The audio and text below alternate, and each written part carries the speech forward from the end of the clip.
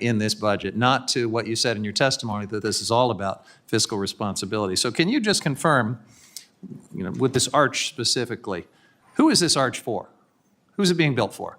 I think you're probably aware that there's been no final agency action around building something on a site. That was not my question about technicality on final agency action. Who's it being built for? It's not a technicality. This is my question. Imagine a family standing at a gas pump, watching the numbers spin like a slot machine they never agreed to play. And then imagine Washington answering that pain with a giant monument, a blue reflecting pool, a ballroom, and a 250-foot arch that somehow becomes a budget priority while ordinary Americans are counting grocery dollars in the parking lot. That is the frame of this hearing, and it is not subtle. Inside the hearing room, Representative Jared Huffman pressed Secretary Doug Burgum on a simple question that should have been easy. Are American families struggling with rising costs, yes or no? Burgum tried to answer through the usual fog machine of inherited inflation, administration talking points, energy policy, and historic achievements. But Huffman was not asking for a campaign brochure. He was asking whether the man responsible for public resources could look directly at the public and admit the obvious. This was not a normal budget hearing. This was a collision between public hardship and political vanity, between the price of daily life and the price of pleasing Donald Trump. Huffman laid out the charge with surgical bluntness.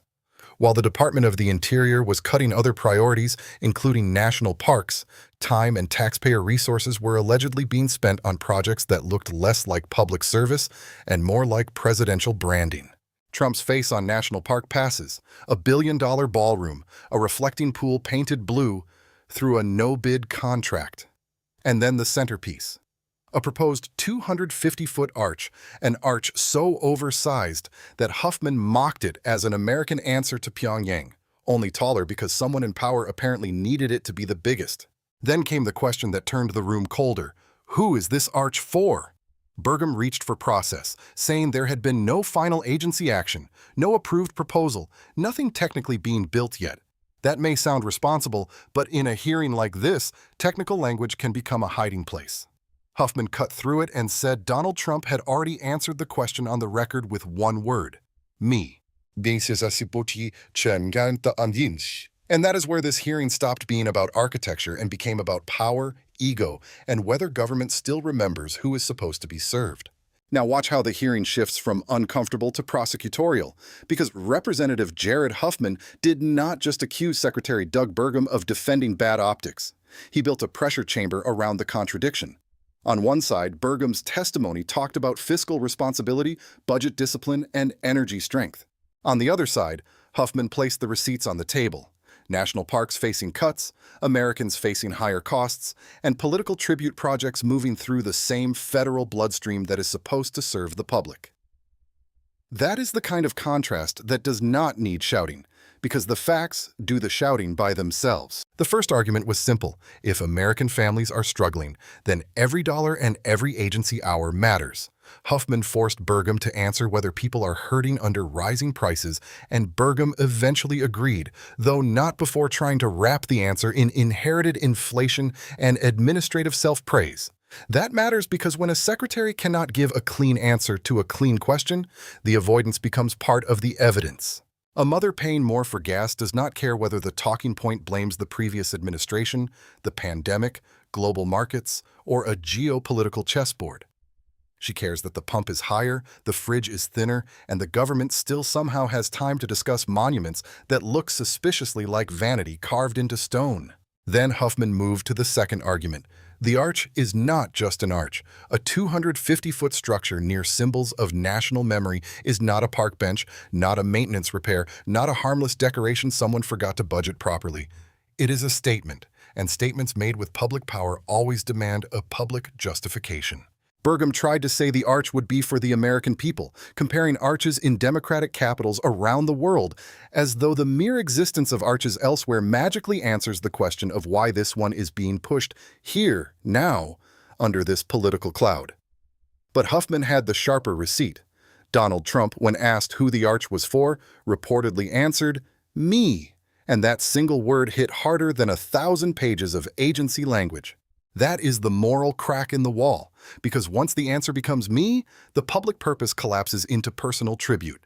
And once public purpose collapses, every technical defense starts sounding like a lawyer trying to rename the obvious. No final agency action? Fine. No approved proposal? Fine. But the ethical question arrives before the concrete is poured, before the ribbon is cut, before the first tourist takes a picture under a monument that may have been born less from national need than from presidential appetite. Then came the gas price exchange, and this is where the hearing widened, from architecture into everyday pain. Huffman said Americans were paying about $1.40 more per gallon for gas, while Trump had posted that when oil prices rise, we make a lot of money. That word "we" became another courtroom exhibit. Who is "we" when working people are draining their bank accounts at the pump? Is "we" the family trying to stretch one paycheck across rent, groceries, utilities, and transportation? Or is "we" the oil producers, royalty collectors, political donors, and billionaires who always seem to find profit in the same crisis ordinary people are told to endure? Burgum's answer was polished, but it carried the problem inside it. He talked about royalties from oil production on federal lands, revenue flowing into the system, supply coming online, Russian gas displaced in Europe, Iranian and Venezuelan exports constrained, Alaska serving Pacific allies, and a historic shift in global energy power. All of that may sound impressive in a policy seminar. But in this hearing, Huffman's point was not that energy geopolitics is irrelevant. His point was that geopolitical bragging does not erase domestic pain. A secretary can describe the chessboard all day, but the citizen at the gas pump is not a chess piece. That citizen is the person government claims to protect. And this is why the moment became so damaging. Burgum seemed comfortable describing the administration's trajectory as remarkable, secure, reliable, and on a path toward affordability. Huffman heard that and translated it into plain English. So everything is going great? That was not just sarcasm, that was cross-examination. Because when officials describe hardship as temporary, strategic, or necessary, the next question must be temporary for whom, strategic for whom, necessary for whom. A billionaire can call pain temporary from a leather chair, but a working family calls it Tuesday, Wednesday, Thursday, and every commute after that. So the contradiction stood there, exposed. The administration says it is fighting for affordability while defending policies that coincide with higher gas costs. It says it is practicing fiscal responsibility while entertaining symbols that look like personal glorification. It says everything is for the American people, while the most revealing answer in the room is one word: me. And when a government keeps saying the people while behaving like the mirror matters more than the kitchen table, the problem is no longer messaging. The problem is moral priority. Now, the third layer of this hearing is where the language becomes dangerous, because Secretary Doug Burgum did not exactly say Americans should be happy about higher gas prices. But he did something almost as revealing. He treated the pain as a temporary side effect inside a grand strategy, while Representative Jared Huffman kept dragging the conversation back to the person standing at the pump. That difference matters because powerful officials often hide inside scale. They speak in continents, production charts, rival nations, export flows, and historic realignments, while the public is stuck speaking in receipts, overdraft alerts, unpaid bills, and whether there is enough money left after filling the tank. And in that gap between the official language and the lived reality, the real scandal begins to breathe. Burgum's argument was built around strength.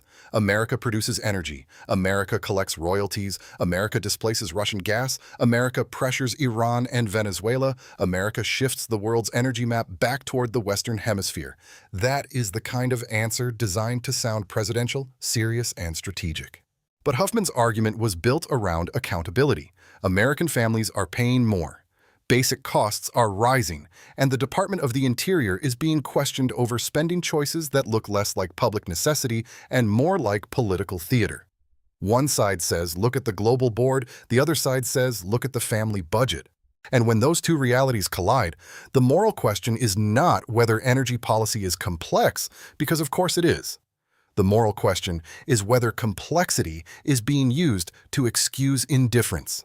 What was said in that hearing was loud enough. Burgum defended the administration's energy direction as remarkable, reliable, secure, and headed toward affordability. What was not said was even louder. There was no clean admission that higher gas prices punish the very people politicians claim to protect. There was no direct explanation for why symbols connected to Donald Trump should receive so much public attention, while ordinary Americans are told to endure economic pressure. There was no satisfying answer to why a proposed arch, allegedly for the American people, becomes morally radioactive the moment Trump's own answer appears to be me. That missing answer is the empty chair in the hearing room, and every time Burgum reached for technical process, that chair became more visible. This is where the prosecutorial logic tightens. If the arch is truly for the American people, then the administration should be able to explain the public need without hiding behind procedural fog. If higher oil prices are producing revenue for we, then the administration should be able to define who benefits before asking families to absorb the pain. If fiscal responsibility is the banner, then the budget should not look like a split screen where public programs face pressure, while presidential aesthetics receive imagination, energy, and institutional oxygen. And if government power is being used to convert public spaces into personal branding, then this is not merely bad taste. It is a warning sign about what happens when office, ego, and taxpayer resources start wearing the same uniform. The deeper issue is not whether someone likes arches, ballrooms, patriotic symbols, or grand architecture. A country can build monuments, restore public spaces, and honor national memory without turning every project into a loyalty test for one man's image. The problem begins when symbolic power becomes a substitute for practical duty, when the government can describe a huge monument more confidently than it can describe relief for families paying more to drive to work. That is the moral contrast Huffman was trying to force into the open. The people with power get monuments, explanations, and procedural shields. The people without power get higher bills, colder answers, and lectures about long-term strategy. And yes, that contrast deserves anger, because anger is not irrational when the numbers are real and the excuses are polished. My view is this: a government reveals itself not through the slogans it repeats, but through the discomfort it refuses to face. Burgum wanted to talk about energy dominance, geopolitical shifts, and the long arc toward affordability, but Huffman kept returning to the immediate question of public trust. Who is being served right now? Who pays the cost right now? Who gets protected by technical language right now? And who gets told to wait while the powerful build symbols to themselves? That is why this hearing matters, because the real verdict is not hidden in one exchange. It is stacked across every dodge, every number, every for the American people that starts to sound less like a promise and more like a disguise. So the lesson from this hearing is not complicated, but it is brutal. When a government says it is serving the people have every right to ask why the evidence keeps pointing toward the powerful. Representative Jared Huffman's questioning of Secretary Doug Burgum was not just about an arch, a ballroom, a reflecting pool, or a national park pass with Donald Trump's face on it. Those were the visible objects, the shiny things sitting on the table. The deeper issue was whether public power is being used to solve public pain or decorate private ego. And once that question enters the room, no amount of technical language can fully escort it back out. Because the American people are not asking for poetry from Washington. They are asking why life costs more, why gas costs more, why basic necessities feel heavier every month, and why the same officials who speak beautifully about sacrifice always seem strangely calm when ordinary families are the ones doing the sacrificing. Burgum talked about geopolitical energy realignment, supply, royalties, Russia, Iran, Venezuela, Alaska, and long-term affordability. Those arguments may matter in policy circles, but they do not erase the moral responsibility sitting right in front of him. When Huffman brought up the question of who benefits, especially after Donald Trump's reported answer about the arch being me, the hearing became less about infrastructure and more about honesty. My personal view is clear. Government should never become a mirror held up for powerful people to admire themselves, while citizens are told to tighten their belts. A monument can be beautiful, but beauty becomes obscene when it rises beside public hardship and refuses to justify itself. A strategy can be complex, but complexity becomes insulting when it is used to talk around pain instead of answering it directly. And a budget can be full of numbers, but numbers mean nothing when the moral math is wrong. That is why this hearing matters beyond party politics. It asks whether law, money, land, memory, and public institutions still belong to the public, or whether they can be quietly bent toward one man's image while everyone else pays the bill. It asks whether for the American people is still a governing principle, or just a phrase officials use when the truth sounds too ugly out loud. And it asks the hardest question of all. When working families are counting dollars at the pump, who in Washington is counting their pain? If you think this hearing exposed something bigger than one budget fight, hit like, leave your comment, share this video, and subscribe for more breakdowns where we follow the evidence, not the excuses.